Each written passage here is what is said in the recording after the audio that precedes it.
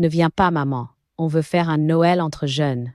Et moi, je suis restée debout, le téléphone dans la main, comme une vieille chose qu'on range au grenier. La phrase est tombée à 11 sept, un 24 décembre. Une phrase courte, lisse, précise, froide comme les dalles du vieux port par Mistral. Ne viens pas, maman. On veut faire un Noël entre jeunes.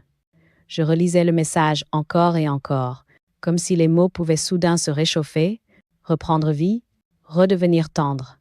Mais non, il restait tranchant, immobile, irréversible. Je me suis retrouvée plantée dans ma cuisine, les mains tremblantes autour du téléphone, entourée de l'odeur de cannelle et de gros sablés que j'avais préparés pour mes petits-enfants. Il neigeait légèrement sur Marseille, une chose rare, presque magique. Mais rien n'avait de magie, pas ce matin-là. Je venais de passer 3 jours à tricoter une écharpe rouge pour Camille, à emballer un livre illustré sur les poissons méditerranéens pour Noé, à préparer une soupe de potimarron comme Sophie l'aimait quand elle était petite. Et en un message, tout venait d'être effacé, d'un revers de phrase, entre jeunes, comme si j'étais devenue un fardeau, une chaise bancale, une vieille photo jaunie qu'on n'a plus envie d'exposer. Je crois que ce n'est pas le refus qui m'a blessée, c'est la manière. C'est l'évidence avec laquelle ma propre fille me rangeait dans une catégorie à part. Les vieux, comme si j'avais cessé d'être une mère le jour où mes cheveux ont blanchi. Je suis restée debout, un long moment, appuyée au plan de travail en marbre froid. J'entendais au loin le bruit des mouettes, la rumeur du marché de Mazarguez, et partout dans le quartier, les familles qui préparaient la fête. Et moi, je n'étais invitée nulle part, même pas chez ma fille. J'ai relu le message une fois de plus. Pas de désolé, maman. Pas d'explication douce. Pas même un emoji maladroit. Juste une exclusion nette, propre, organisée. Je me suis assise. J'ai posé mes mains sur la table. Et pendant un instant, je me suis sentie vidée. Comme si quelqu'un avait soufflé la lumière à l'intérieur de moi. C'est drôle, la mémoire. Quand on vous blesse, elle se rallume d'un coup. J'ai revu Sophie petite. Son bonnet rose, ses doigts engourdis par le froid lorsqu'on remontait de la plage du Prado après l'école. Je la revois, haute comme 3 pommes, collée contre moi pendant les tempêtes de Mistral, cherchant refuge dans ma veste usée. Et j'ai pensé, comment arrive-t-on à effacer une mère? À quel moment ça devient si facile? Je n'avais pas de réponse, mais la question m'a transpercée. 1 heure plus tard, alors que j'essayais de ranger dans un placard les assiettes en céramique que j'avais sorties pour le repas du soir, sans savoir si j'avais la force de les ranger ou de les briser. Le téléphone a encore vibré. Un message de Sophie. « Tu comprends, hein? On veut un Noël moderne. » Moderne. J'ai presque ri. Un rire amer. Un rire qui ne sort pas. Depuis quand l'amour avait besoin d'être moderne? Depuis quand une mère était dépassée? Depuis quand les rides annulaient les droits du cœur? Je me suis servi un verre d'eau. Les mains tremblaient. Une 3e notification a surgi. Ce n'était plus Sophie, c'était la banque. Un message automatique, mais il m'a glacé bien plus que les 2 précédents. Confirmation de mise à jour, caution financière renouvelée pour le dossier Sophie L, signature numérique effectuée. Je suis restée immobile, les yeux rivés sur l'écran. Je n'avais rien signé, je n'avais rien validé, et soudain, tout s'est aligné. La distance, les refus, les tu comprends pas, les on préfère éviter, les entre jeunes. L'exclusion n'était pas seulement familiale, elle était intéressée. Sophie ne voulait pas de moi à Noël, mais elle voulait mon nom, mon argent, ma caution, ma sécurité, et dans cette seconde, une vérité brutale s'est levée en moi. Elle ne me voulait plus dans sa vie, mais elle voulait me garder dans ses papiers. Je me suis assise, très lentement. Comme quelqu'un qui vient de prendre un coup dans le ventre, je n'ai pas pleuré. Pas tout de suite. C'est arrivé après, au moment où j'ai compris que la blessure n'était pas seulement sentimentale, elle était morale. Je n'étais plus une mère.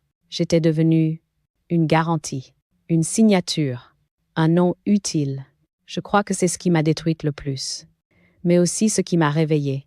Parce qu'à cet instant précis, assise dans ma petite cuisine de Marseille, entourée d'odeurs de biscuits et de souvenirs, quelque chose en moi a murmuré. On ne me traitera plus comme ça, pas par vengeance, pas par colère, mais par dignité. Et je ne savais pas encore que Noël celui qu'on m'avait refusé, allait devenir le Noël, où je reprendrais ma liberté. C'est à partir de ce moment-là que l'histoire a vraiment commencé. Ne viens pas, maman, on veut faire un Noël entre jeunes.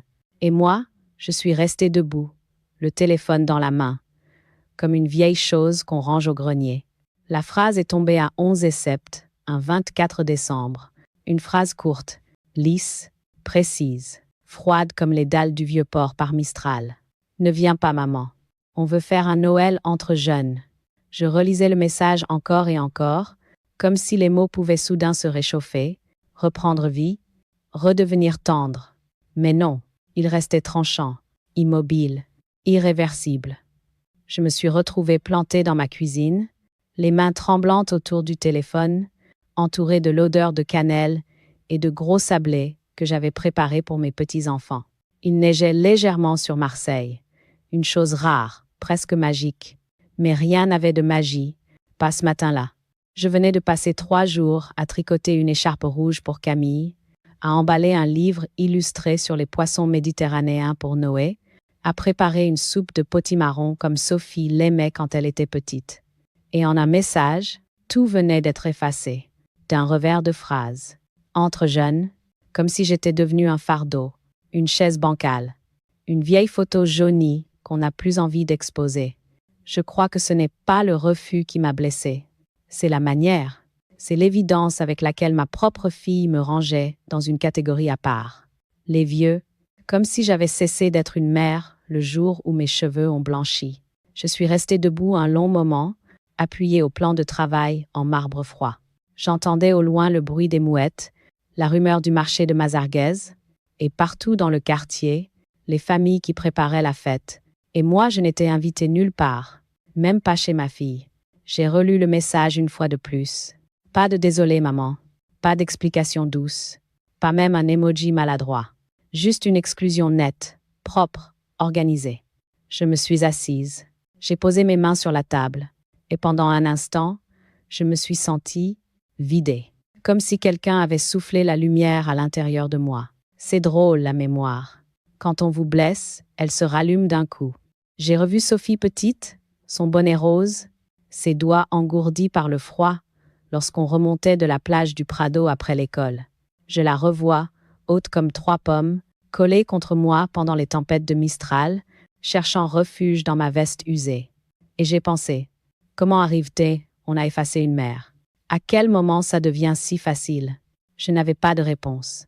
Mais la question m'a transpercée. 1 heure plus tard, alors que j'essayais de ranger dans un placard les assiettes en céramique que j'avais sorties pour le repas du soir, sans savoir si j'avais la force de les ranger ou de les briser. Le téléphone a encore vibré. Un message de Sophie. Tu comprends, hein? On veut un Noël moderne. Moderne. J'ai presque ri. Un rire amer. Un rire qui ne sort pas. Depuis quand l'amour avait besoin d'être moderne? Depuis quand une mère était dépassée? Depuis quand les rides annulaient les droits du cœur? Je me suis servi un verre d'eau. Les mains tremblaient. Une 3e notification a surgi. Ce n'était plus Sophie, c'était la banque. Un message automatique, mais il m'a glacé bien plus que les 2 précédents. Confirmation de mise à jour. Caution financière renouvelée pour le dossier Sophie L. Signature numérique effectuée.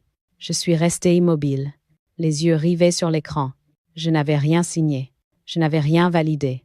Et soudain, tout s'est aligné. La distance, les refus, les tu comprends pas, les on préfère éviter, les entre jeunes. L'exclusion n'était pas seulement familiale. Elle était intéressée. Sophie ne voulait pas de moi à Noël. Mais elle voulait mon nom, mon argent, ma caution, ma sécurité.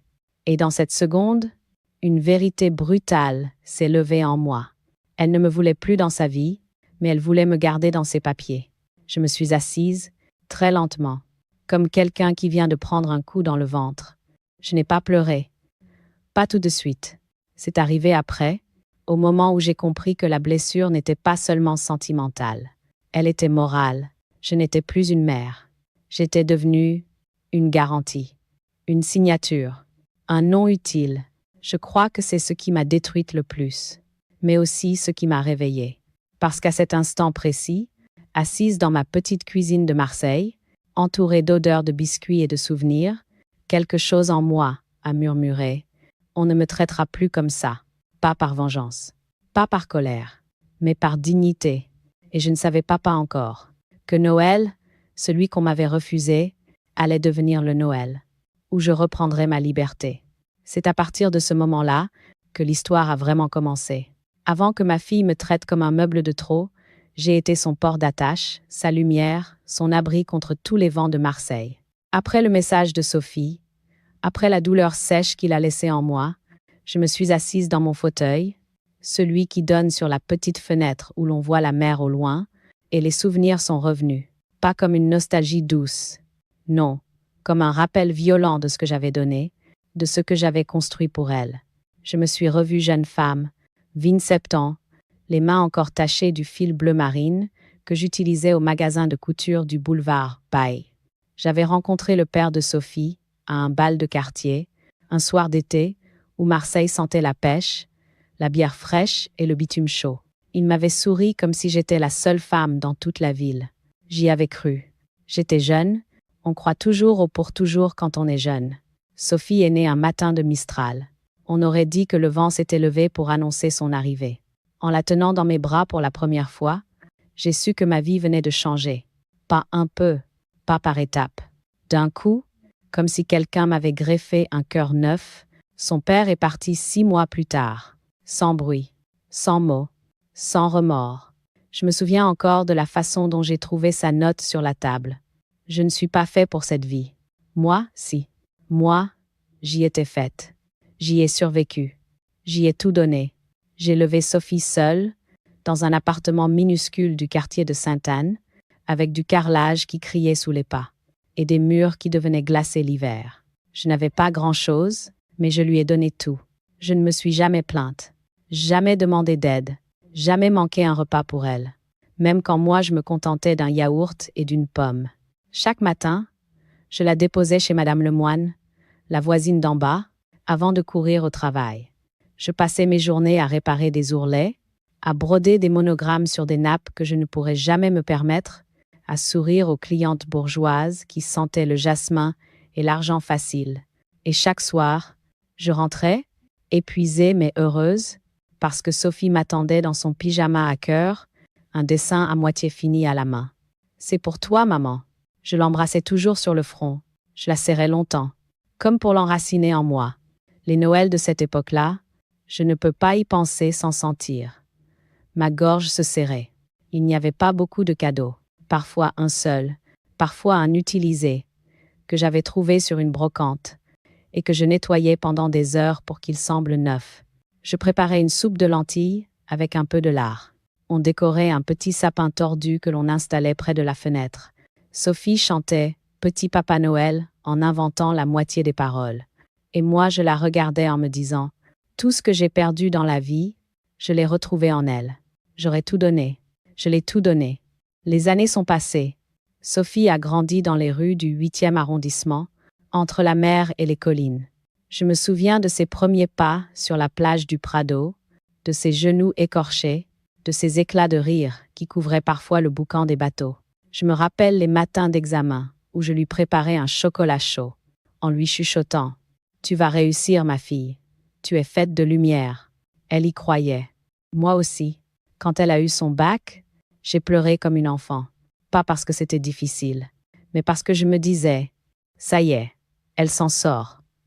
Ma fille s'en sort. » Je ne pensais pas qu'un jour, elle utiliserait le mot « jeune » comme une arme, comme une frontière, comme une façon de dire « Toi, tu restes dehors. » Je me souviens aussi de toutes les fois où j'ai signé pour elle, pour son premier appartement à Castellane, pour sa voiture, pour son prêt étudiant, pour un job saisonnier, pour l'école privée de son fils. Juste un coup de pouce, maman. Tu comprends? C'est plus simple avec ta signature. Et moi, j'ai signé, parce que son avenir m'importait plus que le mien. Parce qu'une mère, ça ouvre des portes même quand soi-même on reste dehors. Je n'aurais jamais imaginé qu'elle refermerait la sienne un soir de Noël. Comme ça, sans explication, sans honte, assise dans mon fauteuil, le jour où elle m'a dit entre jeunes, tout cela est remonté d'un coup.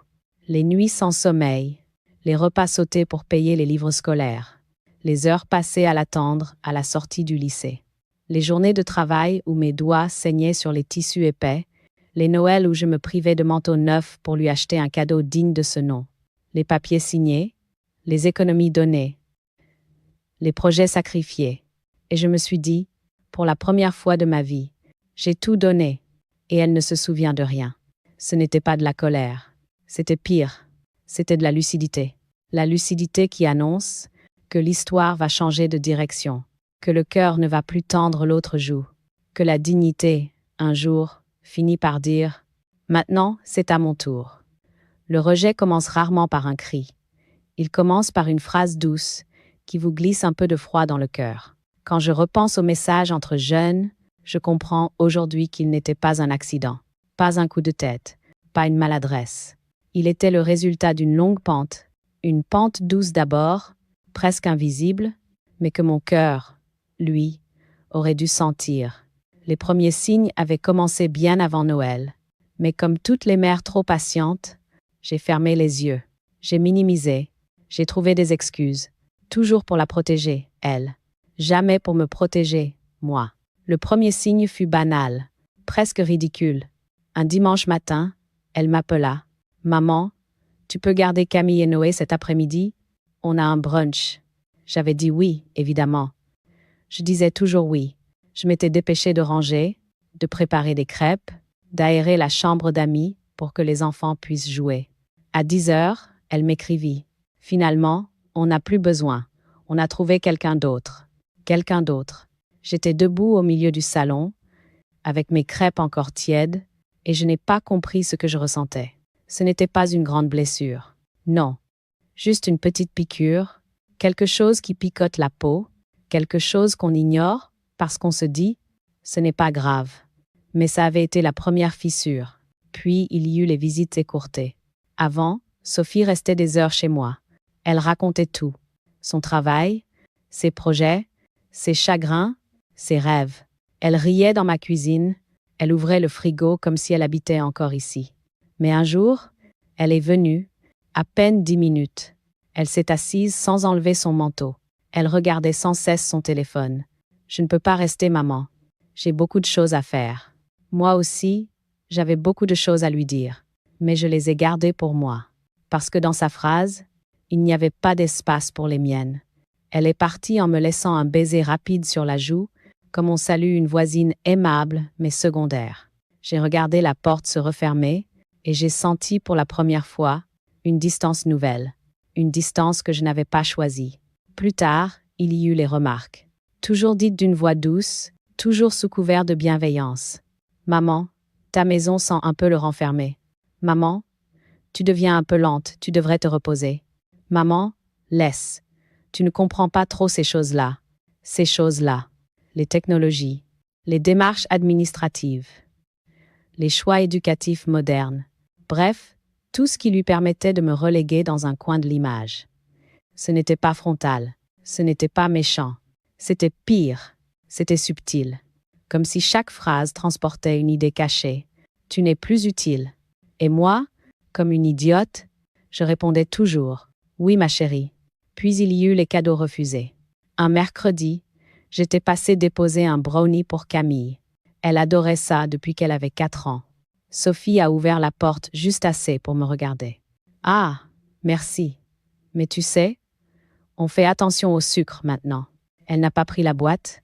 Elle n'a pas demandé à Noé de dire bonjour. Elle n'a pas proposé de rentrer 1 minute. Elle a juste laissé la porte ouverte 10 centimètres et m'a dit « Bon, on doit y aller. Bisous. » La porte s'est refermée et ma main tenait encore la boîte. Je suis rentrée chez moi en marchant doucement, une marche de vieille femme que je ne reconnaissais pas comme la mienne. Le signe le plus douloureux, cependant, fut celui qui n'avait l'air de rien. Un jour, dans un café du Rouca Blanc, nous parlions de choses légères, du travail, des enfants, du temps qui passe. Lorsque Sophie a lancé, d'un ton neutre, « Tu sais, maman, on commence à être une famille moderne. Avec nos codes, nos soirées, nos amis, on fait les choses entre nous maintenant. Entre nous, c'est-à-dire sans moi. » C'est ce jour-là que j'ai senti la première vraie coupure, invisible mais nette. comme un fil qu'on tranchera. Je lui ai souri, par réflexe, par habitude, parce que c'est ce que font les mères qui ne veulent pas perdre leurs enfants. Mais dans ma poitrine, quelque chose s'est refermé. Les semaines ont passé. Les invitations sont devenues rares. Les appels, espacés. Les messages, mécaniques. Et puis, surtout, il y avait cette nouvelle phrase qui revenait tout le temps. « Tu comprends, maman ?» Non, je ne comprenais pas. Parce que comprendre signifiait accepter d'être relégué. Un samedi soir, elle m'avait appelé juste pour dire « On ne passe plus les week-ends chez toi. C'est loin, c'est petit. Et puis, les enfants s'ennuient un peu. » Ce n'était pas vrai. Je le savais, mais j'ai hoché la tête. Toujours, parce que l'amour rend aveugle, mais la peur de perdre rend muet. En réalité, le rejet ne s'était pas fait en un jour. Il s'était installé comme une marée lente, qui s'insinue sous les portes, qui monte centimètre par centimètre. Jusqu'à ce qu'un matin, on découvre qu'on a de l'eau jusqu'aux genoux. Je n'avais rien dit. Je n'avais rien vu. Ou plutôt, je n'avais rien voulu voir. Mais tous ces signes, mis bout à bout, formaient une ligne claire. Sophie me mettait de côté, poliment, calmement, méthodiquement. Et Noël n'avait été que l'ultime geste, la porte finalisée, la dernière phrase avant le vide.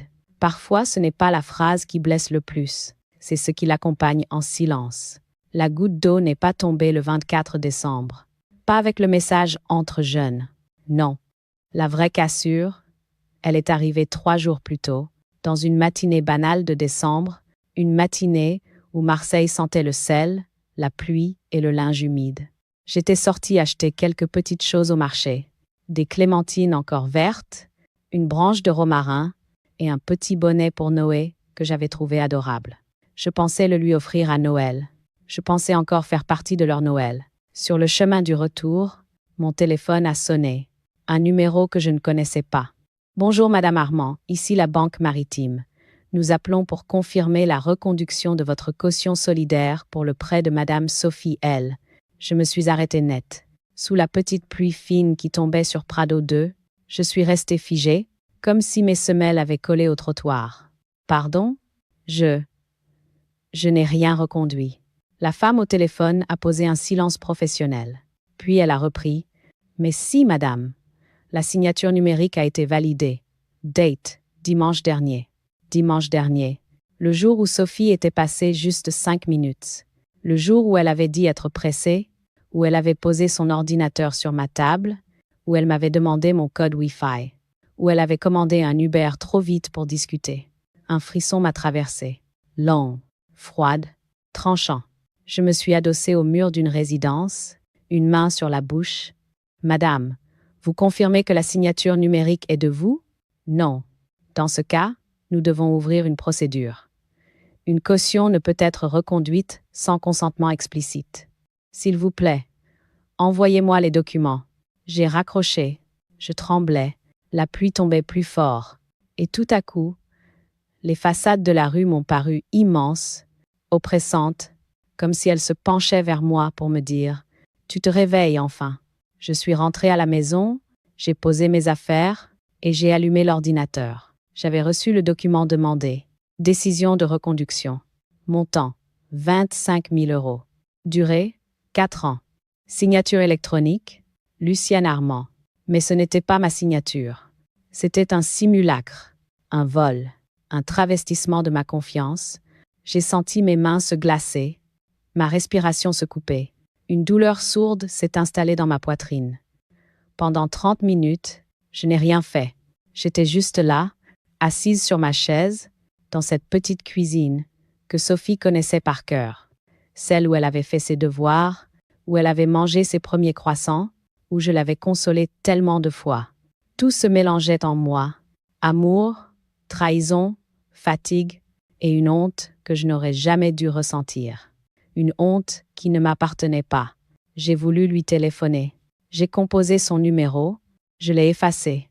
Je l'ai recomposé. Je l'ai effacé encore, parce que je savais comment ça se passerait. Elle ferait semblant de ne pas comprendre. Elle jouerait la victime moderne. Elle dirait que c'était une erreur technique. Elle me ferait passer pour la vieille qui dramatise, qui ne comprend rien aux démarches en ligne. J'ai reposé le téléphone. J'ai allumé la bouilloire. Et là, au moment où la vapeur s'est échappée, j'ai senti quelque chose se casser en moi. Une fissure nette. Je venais de comprendre que Sophie ne se contentait plus de me mettre de côté. Elle me consommait. Elle utilisait mon nom, mon identité, ma sécurité financière comme un distributeur automatique qu'on secoue quand il ne marche pas assez vite. Et moi, jusque-là, je me laissais faire. Par amour, par naïveté, par peur de perdre, par cette vieille habitude des mères de se dire « ce n'est pas grave, c'est ma fille ». Mais là, c'était grave, très grave. L'après-midi, je me suis rendue chez elle, sans prévenir. J'avais besoin de voir son visage, de comprendre comment elle allait me regarder. Elle m'a ouvert, surprise. Elle portait une robe pailletée. Elle devait partir quelque part. Elle m'a dévisagée, puis a dit d'un ton un peu agacé. « Qu'est-ce que tu fais là, maman ?» J'allais sortir. Je lui ai montré l'email sur mon téléphone. Elle a blêmi une seconde, puis a vite repris son sourire mécanique. « Ah oui, ça. Oh, ne t'inquiète pas. C'est pour mon projet. Tu sais bien, c'est juste administratif. Tu aurais dit oui de toute façon. » J'ai senti une gifle invisible. Non pas dans ce qu'elle avait fait, mais dans cette phrase, « tu aurais dit oui de toute façon ». Les mères qui disent toujours oui deviennent des proies faciles. J'ai articulé lentement. « Tu as signé, à ma place ?» Elle a haussé les épaules. « Maman, ne fais pas ton âge. C'est la modernité. Les démarches numériques, tout ça. » Je me suis reculée, comme si elle venait de me cracher au visage. Et dans cette seconde, j'ai compris la vérité. Ce n'était pas de la modernité. C'était de l'abus, du mépris, et une certitude monstrueuse, que jamais je n'aurais la force de dire non. Ce jour-là, l'amour n'a pas disparu. Il a changé. Il s'est redressé. Il a dit « assez ». Ce fut la goutte d'eau, la goutte qui ne coule pas, la goutte qui transperce. Ce soir-là, je n'ai pas pleuré. J'ai compris. Et comprendre, parfois, fait plus mal que les larmes. Je suis rentrée chez moi, comme on rentre d'une tempête, le visage encore mouillé de pluie, les mains glacées, le cœur lourd comme un sac de pierre. Je n'ai pas allumé la lumière. Je me suis laissée tomber sur la chaise de la cuisine, celle où j'avais passé tant de soirées à coudre, à compter les centimes, à espérer pour Sophie. La maison était silencieuse, silencieuse d'un silence différent, plus épais, plus dur, comme si les murs eux-mêmes savaient ce qui venait d'arriver. Devant moi, sur la table, j'ai posé mon téléphone. L'écran affichait encore le document bancaire, la signature qui n'était pas la mienne, et pourtant portait mon nom, mon identité, mon histoire, usurpée, effacée, utilisée. Je ne bougeais plus, je sentais seulement mon cœur battre, fort, irrégulier, comme un rappel vivant de ce que je refusais d'admettre depuis trop longtemps. J'ai été trahie, par ma propre fille. Ce n'était pas seulement une fraude, ce n'était pas seulement une manipulation administrative, c'était une frontière invisible, franchie sans vergogne, une limite intime brisée, une confiance réduite en poussière, et le plus terrible, c'est que cette confiance, j'avais mis toute ma vie à la construire.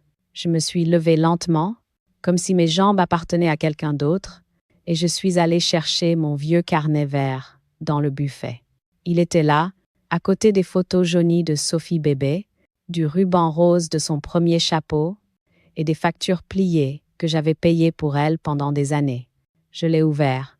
Sur la première page, il y avait cette phrase, écrite il y a 30 ans, pour Sophie, pour qu'elle n'ait jamais à se battre comme moi.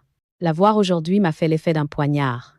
Je me suis assise à la table, j'ai pris mon stylo et j'ai écrit « 24 décembre, ma fille m'a exclu de Noël. » Mais surtout, elle a pris mon nom, sans ma permission, sans mon respect, sans mon amour.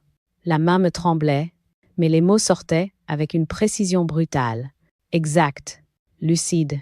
J'ai continué. J'ai élevé une enfant. Et aujourd'hui, je découvre une femme qui ne me voit plus, ou qui me voit seulement comme une caution. Je me suis arrêtée. J'ai laissé tomber le stylo. Et là, dans ce silence épais, dans l'odeur du thé refroidi, dans la pénombre de cette petite cuisine où tant de joie et de peur s'étaient succédées, une vérité s'est levée en moi, calme et solide. Je n'ai plus peur, pas ce soir, Pas après ça. Je me suis levée, j'ai ouvert la fenêtre. L'air froid m'a fouetté le visage. La ville brillait sous les lumières de Noël. Les odeurs de châtaignes grillées montaient depuis la rue, mélangées à celles de la mer et du vent. Je me suis dit, comment ai-je pu laisser ça arriver? La réponse est venue toute seule. Parce qu'une mère, toute sa vie, pardonne plus qu'elle ne devrait, excuse plus qu'elle ne peut, donne plus qu'elle ne possède. J'ai repensé à tous ces oui que j'avais dit, par amour, par instinct, par habitude. Tous ces papiers que j'avais signés, toutes ces aides que j'avais apportées, toutes ces fois où je m'étais effacée, pour que la vie de Sophie avance plus vite. Et maintenant, elle avançait sans moi. Pire, elle avançait sur moi. En m'écrasant, j'ai fermé la fenêtre, et là, j'ai soufflé un nom, comme on appelle une lumière dans la nuit. Maître Éridan, l'avocate, celle qu'une voisine m'avait conseillée cet été, quand je lui avais dit que Sophie commençait à exagérer un peu. Je n'avais pas voulu la déranger, par honte, par loyauté mal placée, par peur du scandale. Ce soir-là, je n'avais plus peur du scandale. Je craignais seulement une chose, continuer à être effacée. Il était presque minuit lorsque je me suis installée devant l'ordinateur. J'ai tapé « Avocate droit, famille, patrimoine, fraude signature Marseille ». Le nom est apparu immédiatement. Maître Elena Éridan. J'ai respiré profondément, très profondément, et j'ai pris rendez-vous, le premier créneau disponible, 27 décembre, 9h15. En appuyant sur Valider, j'ai senti quelque chose se passer en moi. Quelque chose de minuscule, mais décisif.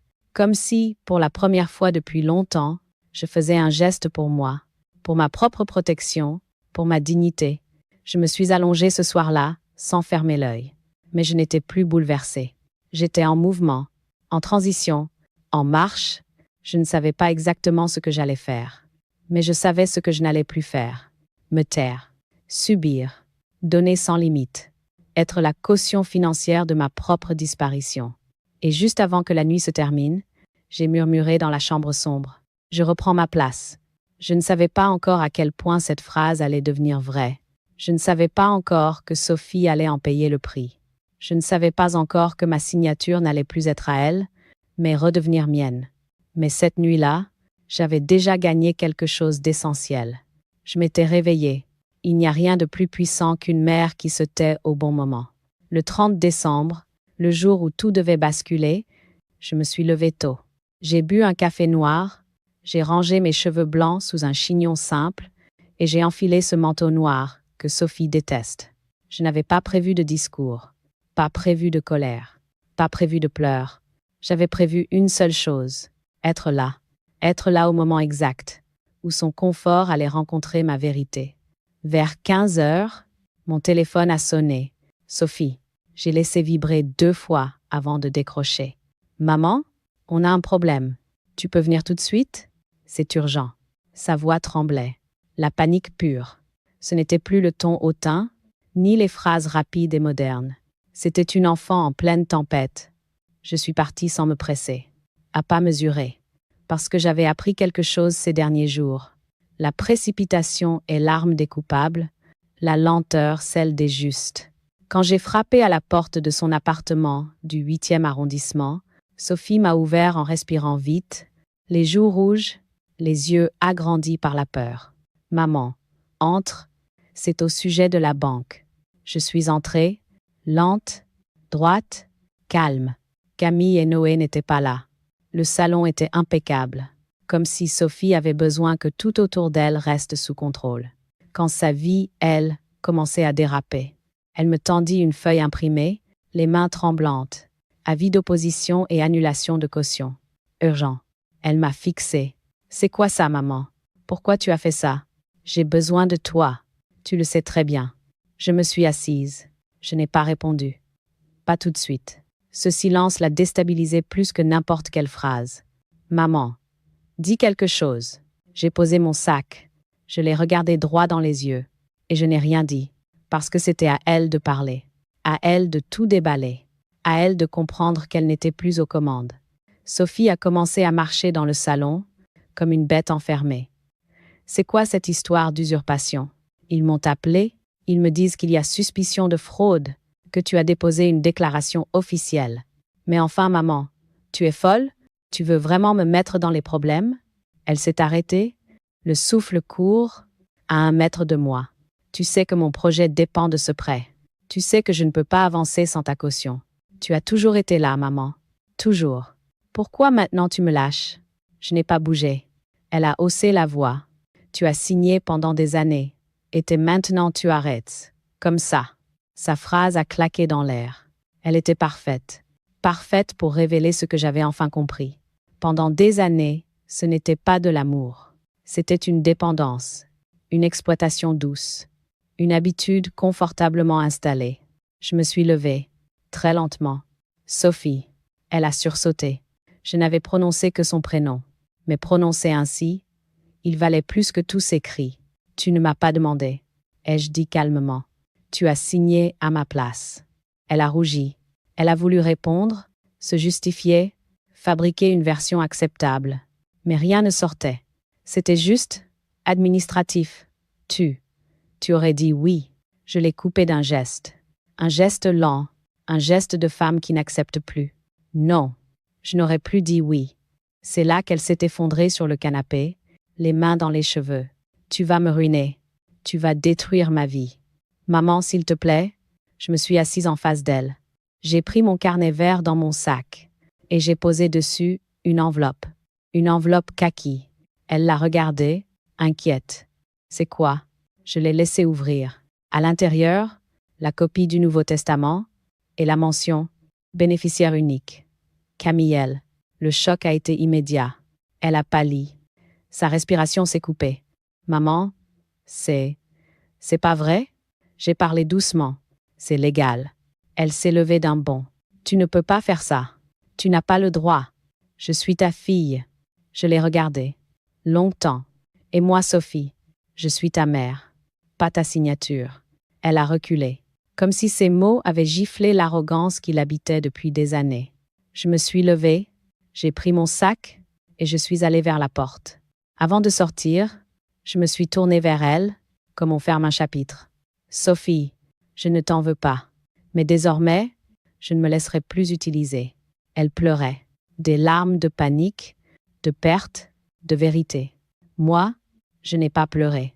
Pas ce jour-là, parce qu'une part de moi venait de revenir à la vie. En refermant la porte derrière moi, j'ai compris quelque chose d'essentiel. Le piège ne s'était pas fermé sur elle. Il s'était fermé sur l'injustice, sur les années de dépendance, sur la place fausse qu'elle m'avait donnée. Et moi, pour la première fois depuis longtemps, je sortais libre. Il n'y a rien de plus puissant qu'une mère qui se tait au bon moment. Le 30 décembre, le jour où tout devait basculer, je me suis levée tôt. J'ai bu un café noir, j'ai rangé mes cheveux blancs sous un chignon simple et j'ai enfilé ce manteau noir que Sophie déteste. Je n'avais pas prévu de discours, pas prévu de colère, pas prévu de pleurs. J'avais prévu une seule chose, être là au moment exact, où son confort allait rencontrer ma vérité. Vers 15 heures, mon téléphone a sonné. Sophie, j'ai laissé vibrer 2 fois avant de décrocher. Maman, on a un problème. Tu peux venir tout de suite? C'est urgent. Sa voix tremblait. La panique pure. Ce n'était plus le ton hautain, ni les phrases rapides et modernes. C'était une enfant en pleine tempête. Je suis partie sans me presser. À pas mesurer, parce que j'avais appris quelque chose ces derniers jours. La précipitation est l'arme des coupables, la lenteur celle des justes. Quand j'ai frappé à la porte de son appartement du 8e arrondissement, Sophie m'a ouvert en respirant vite, les joues rouges, les yeux agrandis par la peur. « Maman, entre. C'est au sujet de la banque. » Je suis entrée, lente, droite, calme. Camille et Noé n'étaient pas là. Le salon était impeccable, comme si Sophie avait besoin que tout autour d'elle reste sous contrôle. Quand sa vie, elle, commençait à déraper, elle me tendit une feuille imprimée, les mains tremblantes. Avis d'opposition et annulation de caution. Urgent. Elle m'a fixée. « C'est quoi ça, maman? Pourquoi tu as fait ça? J'ai besoin de toi. Tu le sais très bien. » Je me suis assise. Je n'ai pas répondu. Pas tout de suite. Ce silence l'a déstabilisée plus que n'importe quelle phrase. « Maman, dis quelque chose. » J'ai posé mon sac. Je l'ai regardée droit dans les yeux. Et je n'ai rien dit.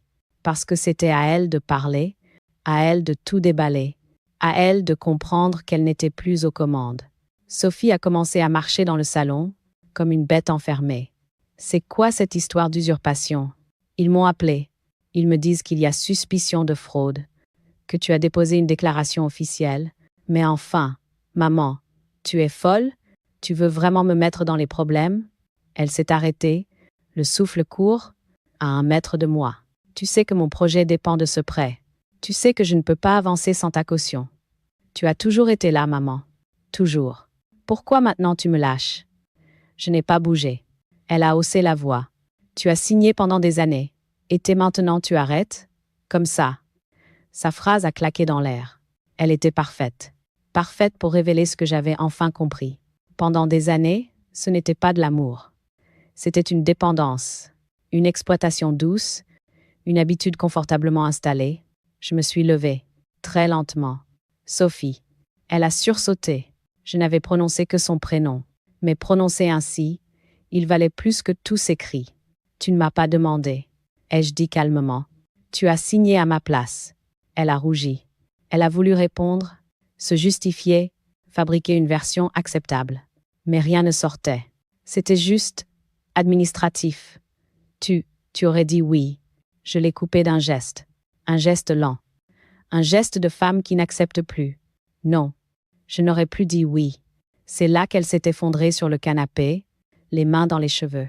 Tu vas me ruiner. Tu vas détruire ma vie. Maman, s'il te plaît. Je me suis assise en face d'elle. J'ai pris mon carnet vert dans mon sac. Et j'ai posé dessus une enveloppe. Une enveloppe kaki. Elle l'a regardée, inquiète. C'est quoi? Je l'ai laissé ouvrir. À l'intérieur, la copie du Nouveau Testament et la mention « bénéficiaire unique », Camille L. Le choc a été immédiat. Elle a pâli. Sa respiration s'est coupée. « Maman, c'est pas vrai. » J'ai parlé doucement. « C'est légal. » Elle s'est levée d'un bond. « Tu ne peux pas faire ça. Tu n'as pas le droit. Je suis ta fille. » Je l'ai regardée, longtemps. « Et moi, Sophie, je suis ta mère. Pas ta signature. » Elle a reculé, comme si ces mots avaient giflé l'arrogance qui l'habitait depuis des années. Je me suis levée, j'ai pris mon sac, et je suis allée vers la porte. Avant de sortir, je me suis tournée vers elle, comme on ferme un chapitre. « Sophie, je ne t'en veux pas. Mais désormais, je ne me laisserai plus utiliser. » Elle pleurait. Des larmes de panique, de perte, de vérité. Moi, je n'ai pas pleuré. Pas ce jour-là, parce qu'une part de moi venait de revenir à la vie. En refermant la porte derrière moi, j'ai compris quelque chose d'essentiel. Le piège ne s'était pas fermé sur elle. Il s'était fermé sur l'injustice, sur les années de dépendance, sur la place fausse qu'elle m'avait donnée. Et moi, pour la première fois depuis longtemps, je sortais libre. Quand la vérité sort, ce n'est pas une explosion. C'est un lent écroulement, et chacun retombe à sa juste place. Les 3 jours qui ont suivi ma confrontation avec Sophie ont été étrangement silencieux. Pas un message, pas un appel, pas même un vu sur WhatsApp. J'aurais pu croire qu'elle m'ignorait encore. Mais non, ce silence-là était différent. C'était un silence qui tremble, un silence qui observe, un silence qui prépare. Et la tempête est arrivée le 3 janvier, à 7h42. Mon téléphone a vibré 6 fois de suite. Des appels manqués. Tous du numéro du mari de Sophie, Guillaume. J'ai laissé le téléphone vibrer. Pas pour le faire souffrir, pas par vengeance. Mais parce que j'avais compris une chose. Lorsque les gens récoltent ce qu'ils ont semé, il ne faut jamais interrompre la récolte. Quelques minutes plus tard, un message est apparu. « Madame Armand, pouvez-vous m'appeler? On a un énorme problème. » Je n'ai pas rappelé. J'ai pris un thé. J'ai regardé le port de Marseille se réveiller. J'ai écouté les mouettes. Puis, 1 heure plus tard, une notification vocale. « Guillaume ?» La voix hachée, presque paniquée. « Lucienne, la banque nous convoque. Ils disent que ta fille a signé à ta place. Et que tu as fait opposition. Je ne comprends rien. On risque gros. Est-ce que tu peux venir, s'il te plaît? Pour expliquer? Pour arranger? Pour protéger Sophie. » Protéger Sophie. Le mot m'a glissé sur la peau, comme une vieille habitude. une habitude que j'avais enterrée le 27 décembre, avec ma signature retrouvée. Je n'ai pas répondu, parce que la vérité n'avait pas besoin de moi pour s'imposer. Ce même soir, Camille m'a appelé depuis le téléphone de son père. Mamie, maman et papa crient. Ils disent des choses sur toi. Ils disent que tu as fait quelque chose de grave. Mais moi, je sais que tu n'es pas méchante. Sa voix d'enfant m'a fendu le cœur. Je me suis retenue de pleurer. Ma chérie, parfois les adultes se disputent parce qu'ils ont peur. Mais tu n'y es pour rien. Et moi, je suis là. Toujours là. J'ai entendu un sanglot étouffé au loin. C'était Sophie. Pas de mots. Juste un sanglot. Un sanglot de femme, coincée dans ses propres mensonges, dans ses propres décisions. J'ai raccroché lentement, avec une tendresse étranglée. Sophie n'avait pas encore touché le fond, mais elle y descendait, mètre par mètre. 2 jours plus tard, j'ai appris ce qui s'était passé. La banque avait convoqué Sophie et Guillaume. Ils avaient comparé les signatures, l'une authentique, l'autre non. Ils avaient parlé de faux, de procédure, de risque pénal. Guillaume, abasourdi, aurait demandé « Pourquoi tu as fait ça? Pourquoi tu n'as pas demandé à ta mère ?» Et Sophie, épuisée, nerveuse, aurait murmuré « Parce qu'elle m'aurait dit non. » Oui, j'aurais dit non. Et ce non-là, elle ne le supportait pas. Le conflit s'est envenimé. Guillaume, furieux, lui reprochant d'avoir mis la famille en danger, Sophie criant qu'elle était au bout du rouleau, qu'elle portait tout sur ses épaules, qu'elle avait besoin de ce prêt pour avancer. Le mot est revenu, avancer. Avancer, oui. Mais en me marchant dessus, le soir de cette dispute, vers 22 heures, un message de Sophie est arrivé. Court, sec, fragile. Maman, j'ai besoin de te voir. S'il te plaît. Je suis restée devant l'écran un moment. J'ai senti en moi 2 forces opposées. La mère, celle qui console toujours, et la femme, celle qui avait enfin repris sa place. Finalement, j'ai répondu « Demain, 14 heures, ici, rien de plus, pas un mot en trop. » Le lendemain, Sophie a frappé à ma porte. Elle avait le visage décomposé, les traits tirés, les yeux gonflés de larmes et de fatigue. « Maman, je suis désolée. » Je lui ai montré la chaise. Elle s'est assise. Elle a tout déballé. La banque, Guillaume, la menace juridique, la honte, la peur. Je l'ai écoutée, sans hochement de tête, sans compassion visible, sans jugement non plus. Et quand elle a soufflé, « Je t'en supplie, annule l'opposition. Je ferai attention maintenant. » Je lui ai répondu calmement, « Non. » Elle a blêmi, comme si ce mot lui avait arraché le sol sous les pieds. « Tu ne peux pas. » « Je peux. Et je dois. » Elle s'est levée brusquement, poussée par l'angoisse. « Tu vas nous laisser nous effondrer ?» Je ne bougeais pas.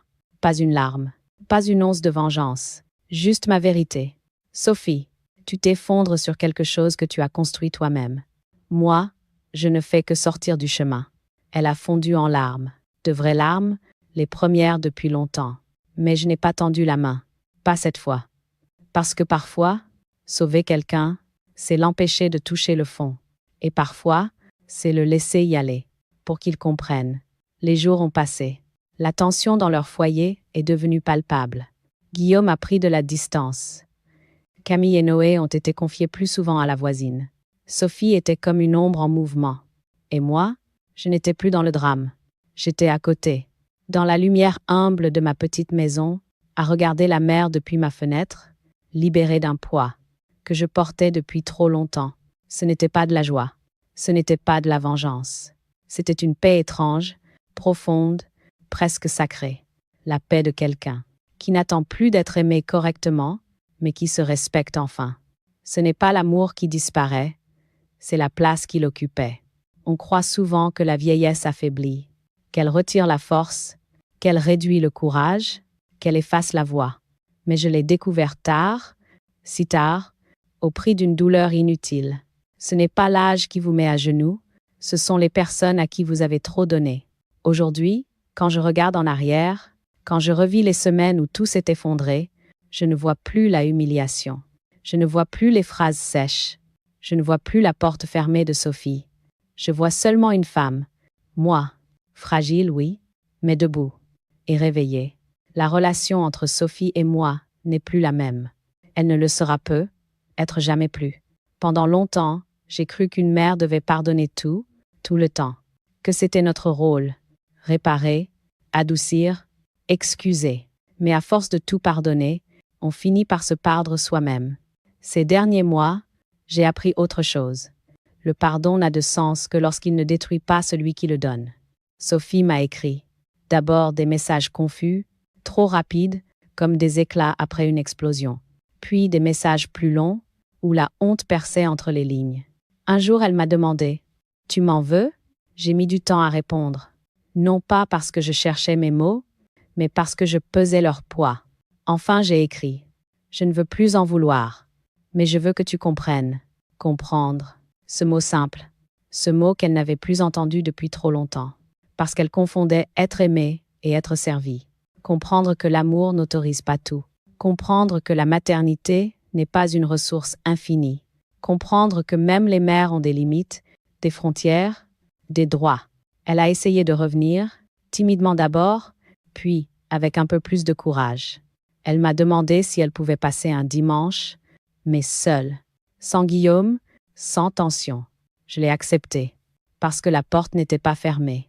Elle était simplement protégée. Elle est entrée chez moi d'un pas incertain, comme une enfant qui revient après une bêtise trop grande. Nous avons bu du thé. Elle n'osait pas me regarder. Puis elle a murmuré « Je ne sais pas comment j'ai pu faire ça. » Je n'ai pas répondu. Je n'ai pas réconforté. Je n'ai pas minimisé. Je n'ai pas dit « ce n'est pas grave » parce que ce serait mentir. Je lui ai laissé l'espace de sentir le poids de ses actes, le poids qu'elle m'avait fait porter, le poids qu'elle portait maintenant. Et lentement, elle a pleuré. Pas la panique du premier jour, pas les larmes de peur, des larmes de lucidité. Celles qui lavent, celles qui éclairent. Je n'ai pas tendu la main, mais je n'ai pas tourné le dos. C'était ça, désormais. Un amour debout, pas un amour écrasé. Avec le temps, les choses se sont calmées chez eux. Guillaume a retrouvé son calme. Les enfants ont retrouvé leurs repères. Camille vient souvent, et Noé m'a offert une petite boîte en carton pour mettre mes bijoux précieux. Elle est vide, mais je la garde. Parce qu'elle dit l'essentiel, les enfants, eux, savent aimer. Quant à Sophie, elle apprend. Lentement, moi aussi. Je ne lui ai pas rendu la caution. Je n'ai pas modifié mon testament. Parce que la confiance n'est pas un meuble qu'on remet en place quand la tempête passe. Elle se reconstruit. Elle se mérite. Elle se prouve. Et un jour, peut-être, je lui en rendrai une part. Pas par devoir, pas par pitié, par choix. Un jour où elle aura compris que sa mère n'est pas une signature, pas un pilier qu'on ponctionne, pas un outil, juste une femme qui aime, une femme qui existe, une femme qui a enfin cessé d'être effacée. Je passe désormais mes journées calmement, je tricote, je marche au bord de la mer, je lis, je cuisine pour le plaisir, pas pour être utile. Le soleil de Marseille traverse ma cuisine comme une bénédiction. Je me fais du bien, je me parle doucement, je me retrouve. C'est étrange, à mon âge, de sentir une renaissance. Mais c'en est une, vraie, profonde, mature. Et lorsque je regarde la mer, je me dis que j'ai survécu à ce que je n'aurais jamais cru pouvoir supporter. Être effacée par celle que j'ai portée. Je ne veux pas vivre dans la rancune. Elle vieillit plus vite que les rides. Mais je veux vivre avec ma dignité retrouvée.